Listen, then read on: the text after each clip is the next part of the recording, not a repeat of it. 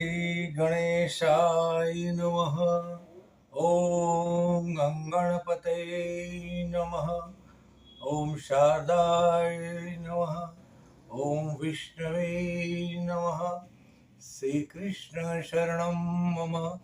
ॐ नमो भगवते वासुदेवाय। ॐ नमः शिवाय।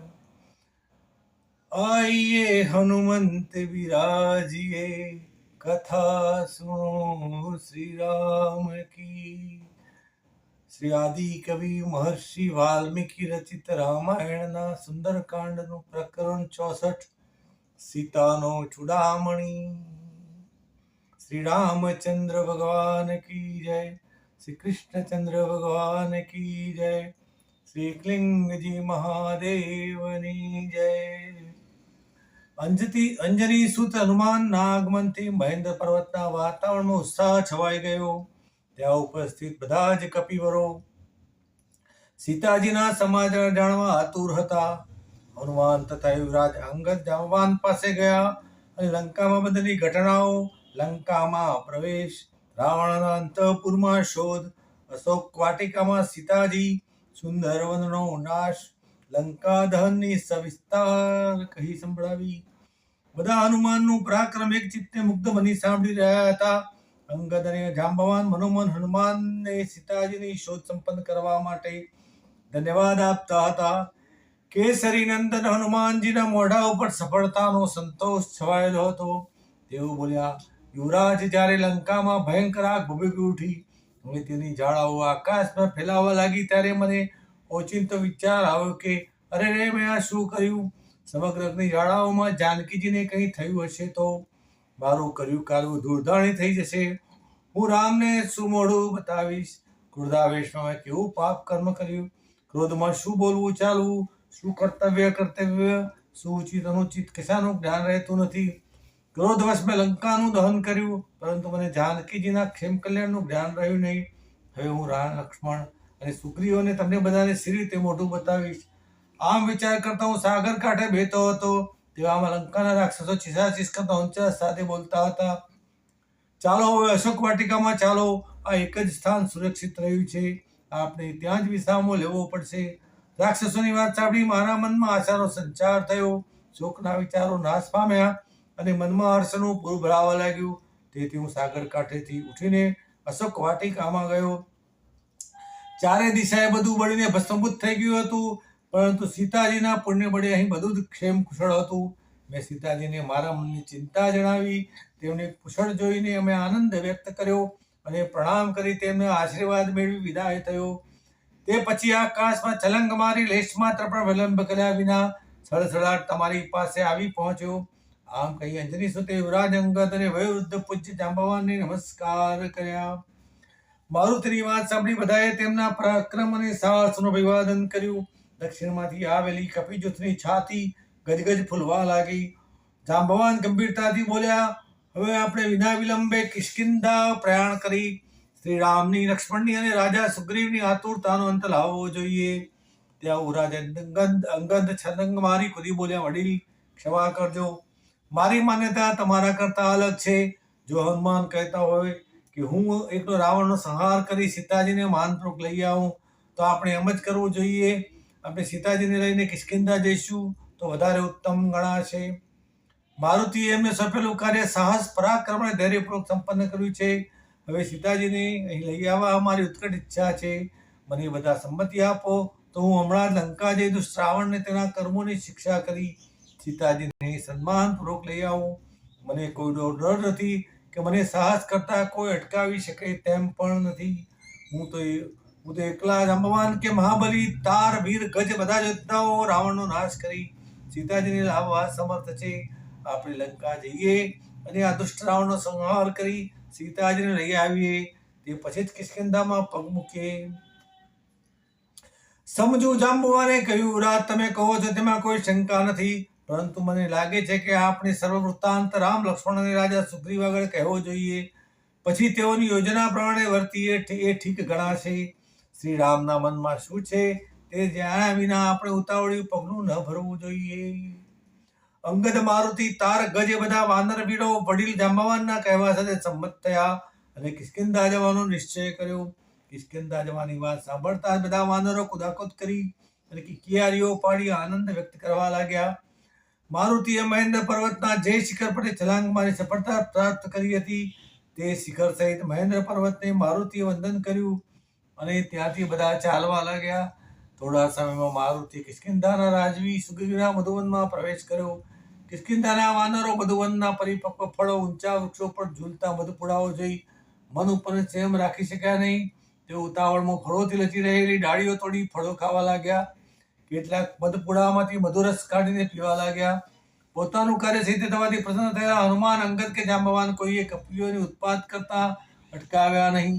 અંગદે તો તેમને પૂરી છૂટ આપતા કહ્યું, તમે કોઈની ચિંતા કે બીક રાખ્યા વિના જેટલું ખવાય તેટલું ખાઓ. અંગદની સંમતિ મળતા વાનરોએ વધુ શાખાઓ ભાંગી ફળ ખાવા મળ્યા. તો કોઈ વાનરો માત્ર મધુપાન કરવામાં જ રુચિ ધરાવતા હતા. તેમણે યથેચ્છ મધુપુડાઓ તોડીને મધુ ચૂસી મીણના પોળા એકબીજા ઉપર ફેંકવા લાગ્યા. વાનરોના ઉત્પાદનની જાણ થતાં મધુવનનો રક્ષક નદીમુખ દોડતો આવ્યો.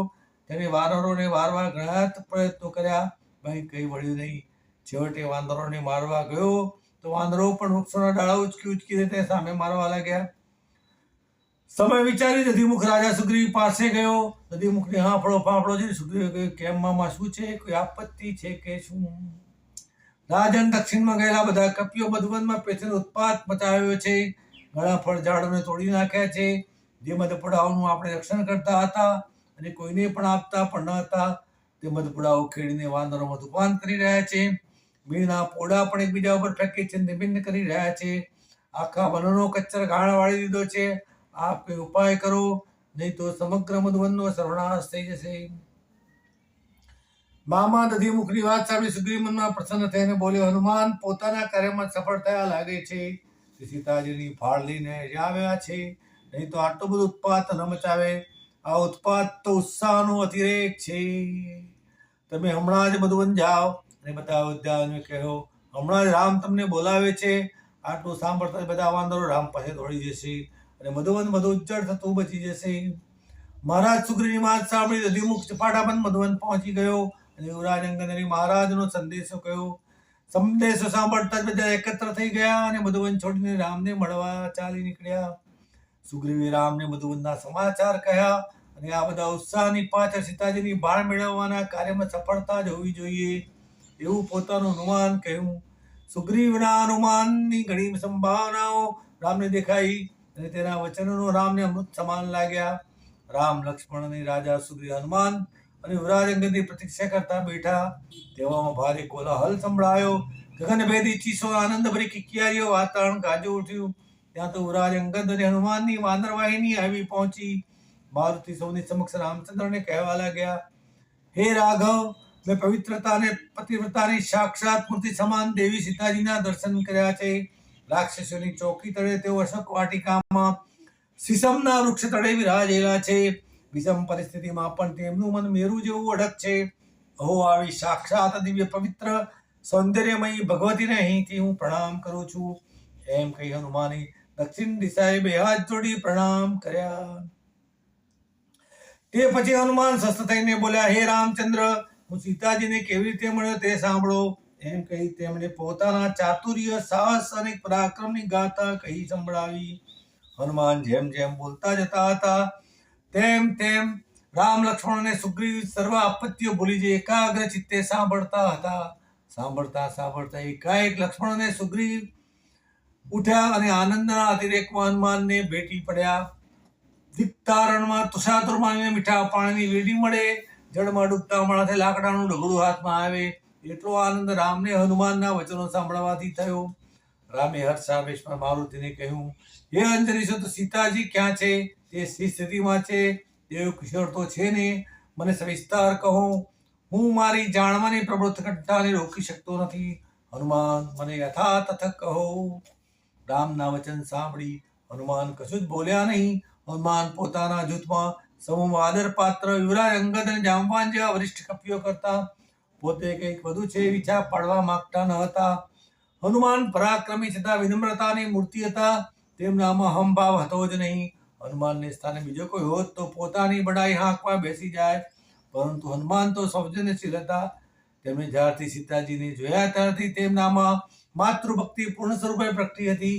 પિતાની આંગળી ઝાલી ચાલવા કરતા માતાના ખોળામાં બેસવાનો આનંદ અનેરો હોય છે, એ તેઓ સમજી ચૂક્યા હતા. તેઓ સીતાજીની વાત કહેવા ઉત્સુક હતા, પરંતુ જાંબાન અને અંગદ પ્રત્યે આદર પણ જાળવવા માંગતા હતા.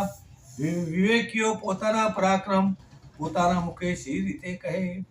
હનુમાને મૌન ધારણ કરીને ઉભેલા જઈ જાંબવાન, યુવરાજ અંગદ અને બીજા વાનરોએ કહ્યું, મારુતિ, તમે સીતાજીને શોધવા માટે જે પરાક્રમ કર્યું તેની તુલના થઈ શકે તેમ નથી.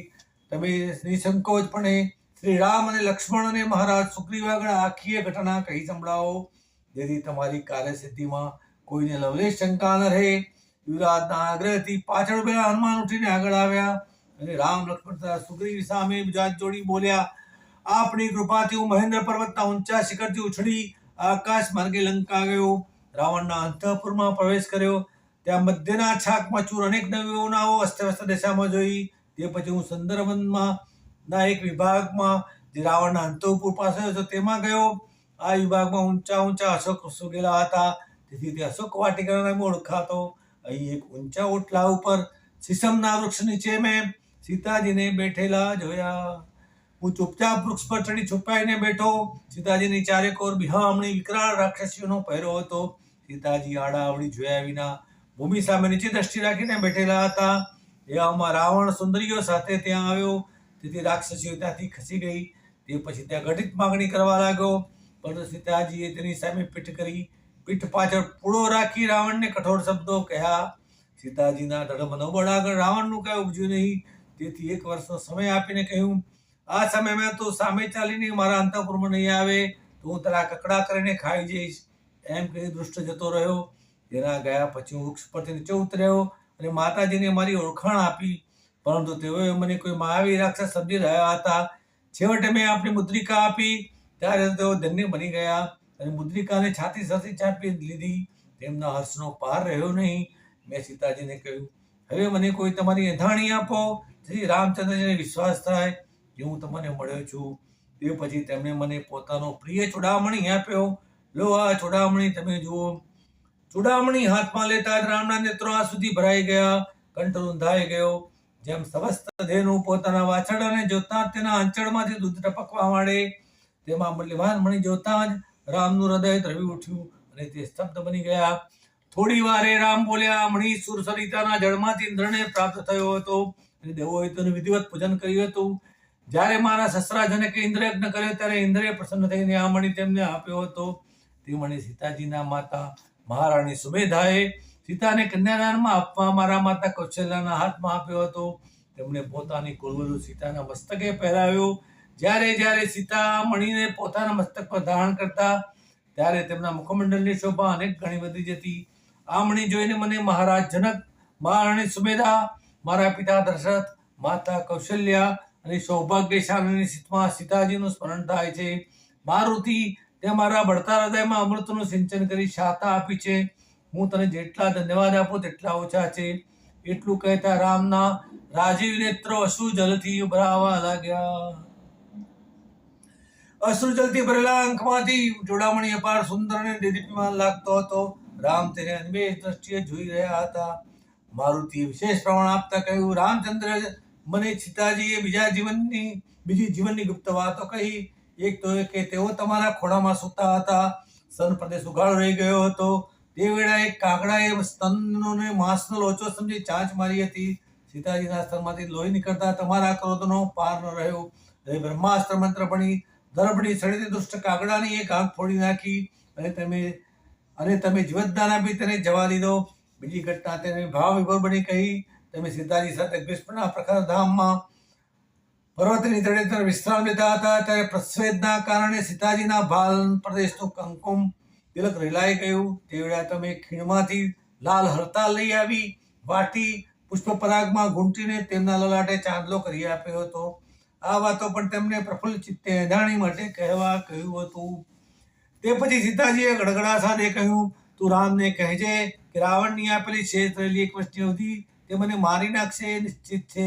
તેના હાથે મરવા કરતા હું મારી મેળે જ મારા દીર્ઘકેશનો ઉપયોગ કરી ગળે ફાંસો બાંધી વૃક્ષની ડાળીએ લટકી મારા જીવનનો અંત લાવીશ. હું 1 મહિનાથી વધારે જીવવાની નથી અને એ દુષ્ટના હાથે મરવાની પણ નથી. નાથ, હું તમારા મિલનની આશાએ જીવી રહી છું, નહીં તો તમારા વિના મારે જીવવાનો કોઈ અર્થ નથી. આ પ્રમાણે સીતાજીનો સગળો વૃત્તાંત હનુમાને કહ્યો. હવે રામના મનમાં હનુમાન પ્રત્યે કોઈ અંદેશો રહ્યો નહીં. હનુમાનના મોઢે અસહાય સીતાજીના કહેલા કરુણ વચનો સાંભળી રામ મોઢા ઉપર 2 હાથ નાખી રડી પડ્યા. રામને વિલાપ કરતા જોઈ કપિરાજ સુગ્રીવ બોલ્યા, રામ, તમે વીર છો, પરાક્રમી યોદ્ધા છો, તમે એકલે હાથે અનેક પરાક્રમો કર્યા છે, છતાં આજે આપ સંતાપ શા માટે કરો છો? સદભાગ્ય આપણને સીતાજીની ભાળ મળી છે. હનુમાને આપણું અઘરામાં અઘરું કાર્ય સિદ્ધ કર્યું છે. રાવણના રાજભવન, અશોક વાટિકા જેવા શત્રુના સ્થળ આપણને જાણવા મળ્યા છે. એ કાંઈ સાધારણ વાત નથી. તમે મહાજ્ઞાની અને સુજાણ છો. તમે પ્રાકૃત બુદ્ધિનો પરિત્યાગ કરો. આપણે પવિત્ર સાગર ઓળંગી લંકા ઉપર ચડી જઈશું. જે મનુષ્ય નિરુત્સાહથી અને શોકથી દગ્ધ ચિત્તવાળો હોય તેને સિદ્ધિ પ્રાપ્ત થતી નથી. તે સદાય દુઃખમાં દિવસો વિતાવે છે. અમારા સઘળા વાનર યોદ્ધાઓ તમારા માટે ભભૂકતા અગ્નિમાં પણ કૂદી પડે એવા છે. તેઓ સત્વરે શત્રુનો નાશ કરશે એવા સબળ છે. સુગંધ પણ સારા થાય છે. હવે તમે સમુદ્ર પર સેતુ બાંધવાનો વિચાર કરો. વિજય આપણો જ છે. લંબદ્વીપમાં આવેલા ત્રિકૂટ પર્વતના શિખર પર બાંધેલી 100 યોજન લાંબી અને 30 યોજન પહોળી લંકા નગરીના ગઢ ઉપર આવેલા રાવણના રાજમહાલયને આપણે ઘેરી વળીશું. તેમાં શંકા રાખશો નહીં. હનુમાને ફરી કહેવા માંડ્યું, હે રામચંદ્ર, સીતાજી કહેતા હતા કે મારા રામે અને લક્ષ્મણે અનેક રાક્ષસોનો સંહાર કર્યો છે. તેમના જેવા પરાક્રમી વીરોનો જગતમાં જોટો નથી. તો પછી પોતાની પત્નીનું હરણ કરી જનાર દુષ્ટ દાનવનો સંહાર કરવા હજુ કેમ નથી આવ્યા? અને તેમને એકલા વીર લક્ષ્મણને મોકલ્યા હોત તો પણ હું અહીંથી મુક્તિ પામીને રામની સમીપ બેઠી હોત. તેઓ મારી ઉપેક્ષા કરે છે એમ પણ હું માનતી નથી. તેમના મારા ઉપરના પ્રેમમાં કદાપી ઓટ આવે જ નહીં. આટલો વિલંબ સાથી થયો, કોણ જાણે? હવે તે ક્ષણ જેવું દુષ્કર બની રહ્યું છે. હનુમાને કહ્યું, સીતાજીની અત્યંત વ્યાકુળ દશા જોઈને મેં તેમને ધીરજ આપતા કહ્યું, રામ અનિષ્ટ તમારું ચિંતન કરે છે. તમારો વિયોગ તેઓ છાતી પર પથ્થર મૂકીને સહન કરી રહ્યા છે. રામ લક્ષ્મણ તમને ભૂલી ગયા છે એવું તમે સપનામાં માનશો નહીં. તેમના હૃદયમાં જે દુઃખ છે તેનું વર્ણન કરવાની મારામાં શક્તિ નથી. હું જઈશ અને કહીશ કે તમે અહીં છો. તે વેળાએ તેઓ લક્ષણનો પણ વિલંબ કર્યા વિના અહીં આવી પહોંચશે. રાક્ષસનો સંહાર કરી તમને સન્માનપૂર્વક અયોધ્યા લઈ જશે. એમાં તમે શંકા રાખશો નહીં. સીતાજીએ કહ્યું, ભાઈ મારુતિ, મારો છોકરો વૃત્તાંત તું અથથી મારા સિંહ સમાન રામ, લક્ષ્મણ અને રાજા સુગ્રીવને કહેજે. જો તમે કંઈ ઉપાય નહીં કરો તો હું લાંબો સમય જીવવાની નથી. હવે મને એકમાત્ર તારા ઉપર શ્રદ્ધા છે. પ્રભુ તારું સદૈવ કલ્યાણ કરો. હા પણ વત્સ રામ વાનરવાહિની સાથે 100 યોજન સાગર ઓળંગીને અહીં સી રીતે આવશે? હનુમાને કહ્યું, હે રામ, સીતાજીને આવી ચિંતા થાય સ્વાભાવિક છે. તેથી મેં તેને આશ્વાસન આપતા કહ્યું, રાજા સુગ્રીવ પાસે જે યોદ્ધાઓ છે તેમાંથી હું નાનામાં નાનો છું. એટલે જ મને અહીં દૂત ગણીને મોકલ્યો છે. જ્ઞાની વ્યક્તિ દૂત માટે ગણાય. બીજા મારાથી અનેક ગણા એક એકથી ચડી આવતા યોદ્ધાઓ મહારાજ પાસે છે. હું આટલો નાનો વાનર હોવા છતાં સાગર ઓળંગી આવ્યો તો બીજા મહાન વીરોની વાત જ શી કરવી? જો રામ કહેશે તો હું બંને ભાઈઓને મારા ખભા પર બેસાડીશ, સાગર પર ઉતારીશ. તમે કોઈ વાતની શંકા કે ચિંતા કરશો નહીં. હે દેવી શત્રુહંતા અને સિંહ જેવા પરાક્રમી રામ અને લક્ષ્મણ હાથમાં ધનુષ્ય બાણ લઈ લંકા નગરીના દ્વાર પર આવી પહોંચ્યા સમજો. હવે તમારો વનવાસ પૂરો થશે અને તમે શત્રુદમન રામ સાથે અયોધ્યાના સિંહાસન પર બેસશો એમ માનજો. હે રઘુનંદન, મેં આમ કહ્યું એટલે દુઃખ શોકથી પીડાતા સીતાજી મંગલકારી વચનો સાંભળી પ્રસન્ન થયા. એમની દિનતા દૂર થઈ અને વિરહાનલથી બળતા હૃદયમાં શાંતિ પ્રાપ્ત થઈ. ઇતિ શ્રી મહર્ષિ વાલ્મીકી રચિત રામાયણના સુંદર કાંડનું પ્રકરણ 64 સમાપ્ત. બોલો શ્રી રામચંદ્ર ભગવાન કી જય. કૃષ્ણ કનૈયા લાલ કી જય. અચ્યુતમ કેશવમ રામ નારાયણમ કૃષ્ણ દામોદરમ વાસુદેવ શ્રી હરિ श्रीधरम माधवम गोपिका वल्लभम राम की नायकम श्री रामचंद्रम भजे। सर्वे भवन्तु सुखिनः सर्वे सन्तु निरामयाः सर्वे भद्राणि पश्यन्तु मा कश्चित् दुःखभाग् भवेत्।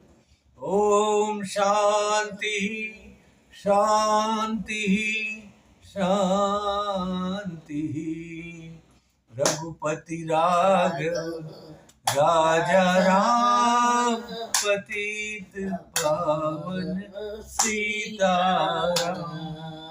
सुंदर विग्रह मेघ श्याम गंगा तुलसी शालिग्राम।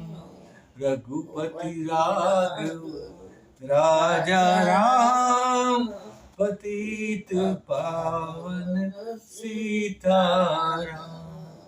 सुंदर विग्रह मेघा श्याम गंगा तुलसी शालिग्राम। रघुपति राघव राजा राम पतित पावन सीताराम। सीताराम सीताराम भगत जन प्रिय सीताराम। श्री राम